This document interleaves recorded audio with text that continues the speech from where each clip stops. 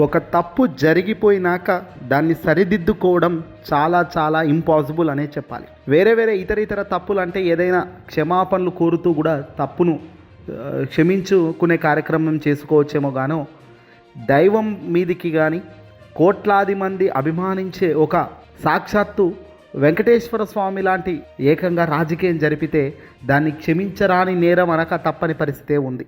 ఇక్కడ ప్రపంచ ప్రఖ్యాత అత్యధిక ఆధ్యాత్మిక స్థలం, హిందువుల ఆరాధ్య దైవమైన తిరుమల తిరుపతి శ్రీ వెంకటేశ్వర స్వామి గురించి కొత్తగా చెప్పాల్సిన పనే లేదు. కలియుగ సాక్షాత్తు దైవం ఆయన. ఆంధ్రప్రదేశ్లో ఉండటం ఆంధ్రప్రదేశ్లకు గర్వకారణం, రాష్ట్ర ప్రజలకు కూడా. ఉత్తరాది నుంచి ఎంతో కొంత బాలాజీ దర్శనానికి ఇచ్చేస్తుంటారు. ఇంతటి గొప్ప క్షేత్రంపై ఎవరైనా నోరు జారుతారా?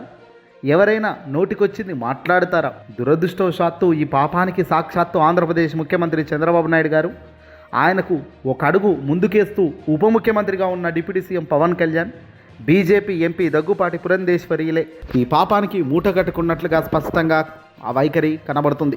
ముందు వెనక్కు ఆలోచించకుండా ఎటు పడితే అటు మాట్లాడుతూ పోయి కోట్లాది మంది భక్తుల పరమ పవిత్రంగా భావించే లడ్డూ ప్రసాదంలో జంతువు కొవ్వు కలిసిందని ఒకరంటే, లేదు పంది కొవ్వు కలిసింది, చేప నూనె కూడా కలిసి ఉంటుంది అంటూ బహిరంగంగా ప్రజల ముందు ప్రకటించుకుంటూ పోవడం, నిజంగా ఇది రాజకీయం కోసం ఈ పాపానికి ఇతరులపైకి నెట్టేందుకు ప్రయత్నాలు జరపడం ధర్మమైనా?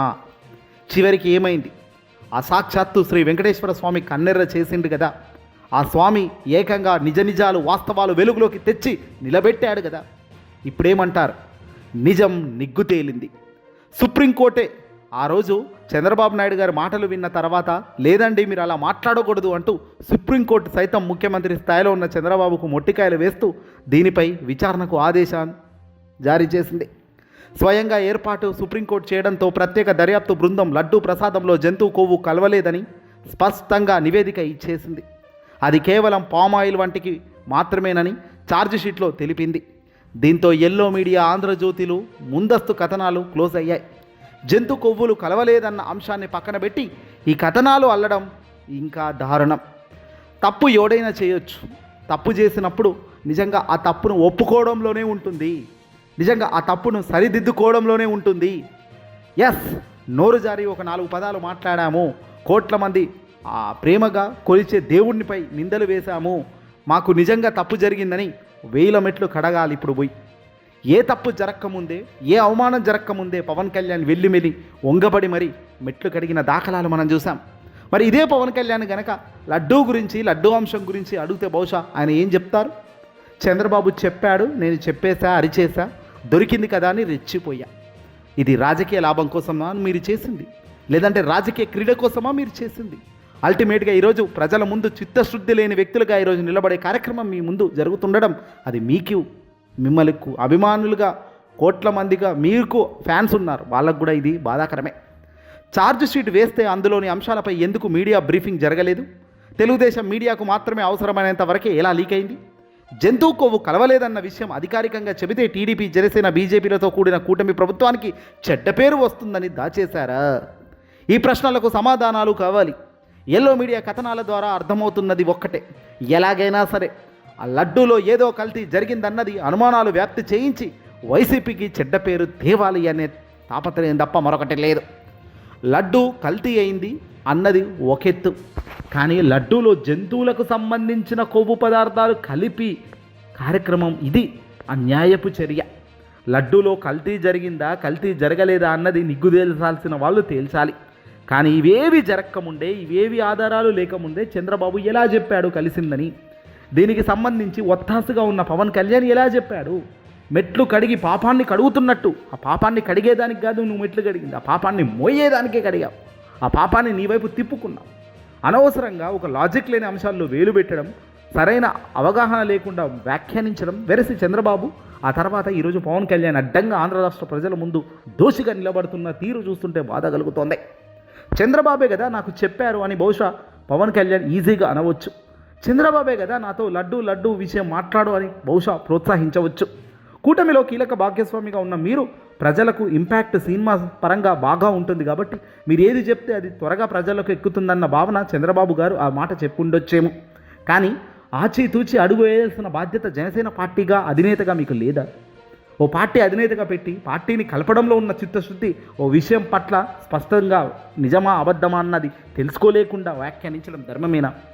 చంద్రబాబు చెప్పడం దాన్ని అదునుగా చేసుకుని పవన్ కళ్యాణ్ ఒక అడుగు ముందుకేసి శ్రీ రాముల వారికి కూడా లడ్డూలు పంపించాము, కొత్తగా ఏర్పాటు చేసిన టెంపుల్ రాముల వారికి అక్కడైతే ఏకంగా 1,00,000 లడ్డూలు పంపించారు, జంతువుల కొవ్వు కలిసిన ఈ లడ్డూలే బహుశా అక్కడికి వెళ్ళి ఉంటాయి అంటూ పవన్ కళ్యాణ్ నోటికొచ్చినట్లు మాట్లాడిన తీరు మనకు ఇప్పటికీ తెలుసు.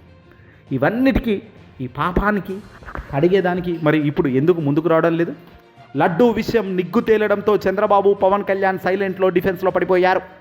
కేంద్రం ఇటీవల దీనిపై ఆరాధిస్తూ వక్రీకరించిన వైన్యాన్ని కూడా సీరియస్గా కేంద్రం దృష్టి తీసుకుంది.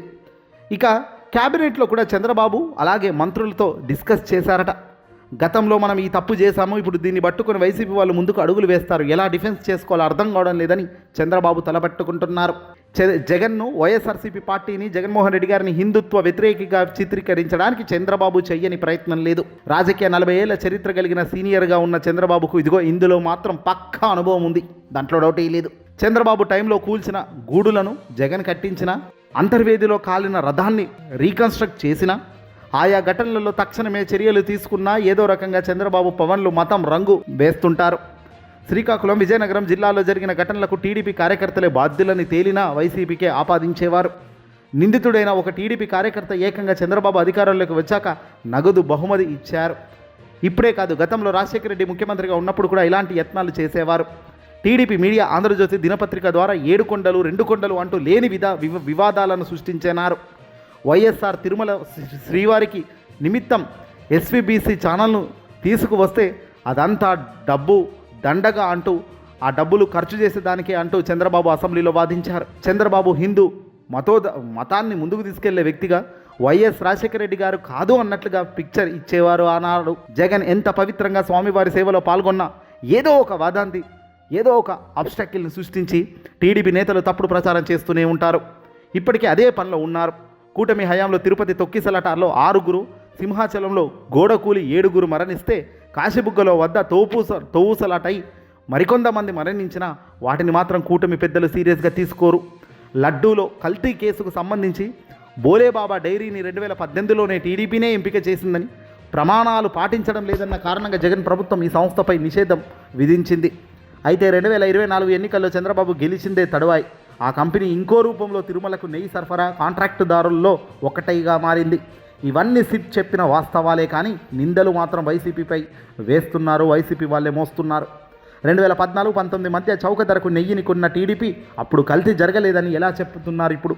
టీడీపీ, వైసీపీలు రెండింటి మధ్యలో టీటీడీ అనే తిరుమల తిరుపతి దేవస్థానంలో కొన్న నెయ్యి ట్యాంకర్లు తిప్పి పంపింది. కానీ వైసీపీ హయాంలో కల్తీ జరిగిందని ఎల్లో మీడియా పనిగట్టుకొని రాస్తూ వస్తుంది. ఎంత చెప్పినా ఎన్ని చేసినా జరగాల్సిన నష్టం జరిగింది. చెయ్యని తప్పుకు జగన్ నెత్తిన అనవసరమైన భారాన్ని మోపారు.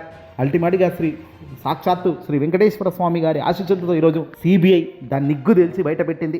కల్తీ కాదు కదా, జంతువుల కొవ్వు కలవలేదు, జంతువులకు సంబంధించిన కొవ్వు పదార్థాలు లడ్డూలో కలిశాయి అన్న చంద్రబాబు మాటలు అవాస్తవం, అబద్ధం అని తేల్చి చెప్పడంలో సిబిఐ శబాష్ అనిపించుకుంటుంది.